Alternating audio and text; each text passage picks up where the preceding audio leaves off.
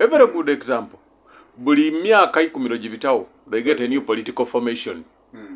But the benefits and the problems continue with them.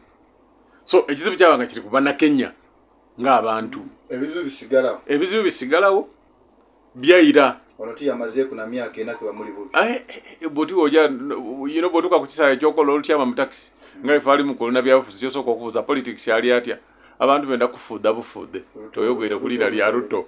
Now but that is the politics. Mpera ano kyetuli kugezaako okusomesa abantu mu communities daife era ife bugabula twakitandikaku nti ebizibu ebisookerwako tebijja kumalibwawo political system, because political system we are not sure who is coming and what benefits he has.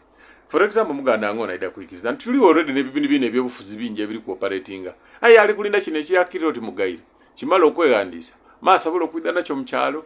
FDC eriwo, it has its internal challenges. NUP eriwo, it has its internal challenges.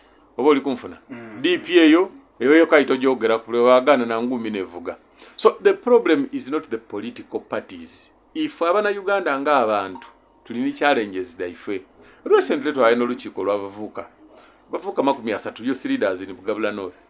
Na bakandi pirado bana tujja kwekola mu mulimu tuligona tujja okutoka kaluka ibiri asa na mulala nga kuifa 30 abaligano kuzirazira numba ya ibati nga erimu ebisenge biteka ansi abina nga kuzirezira ku cement ayi tutandise tutya twakuba ebirozo abana bavire ni formula ndipera tujja koleranga mulala bakocha matafali tujje tugoche ewoyo betuvayo tujje ewole igeteira tulikwenda kwa police gaife okubona nga tukola nawo aba China Bugabula solutions for Bugabula challenges.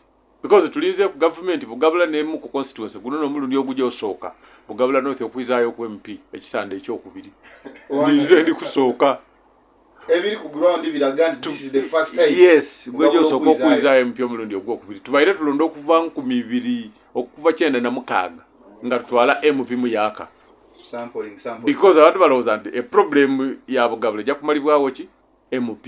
So we have been changing every after 5 years. Aye ebizibu nga bikoze bisigairewo. Now when we when we came nitulinga ku bintu ebiruma abantu, we looked for a solution.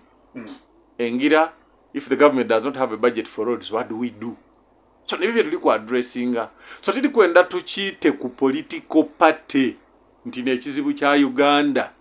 Museveni yali ku wano nga movement yetali NRM party nga tuli ku individual merit ngo idaba akulonda kyenda na mukaga twamulonda ku individual merit 2000 mulala mwambe sije reform agenda ati kyali political party era nga tukali mu mugendo until 2005 bwetwaira mu nkole yebibiina wano mujinja North mayor wa Nupu woman member of parliament wa Nupu aye ebikaba byagayagana mu 2017 bisinga ebiriwo ebiriwo obutibi kubisambire emirundi ebiri. The problem is garbage. The problem is not the political party. Ayi twali kuni mayor Majidu batambuze nga NRM ebikaba byabaawo buti tulini kasolo ebikaba biriwo. Now what is the solution? And in fact Majidu, it's not a political party. Majidu had promised to bring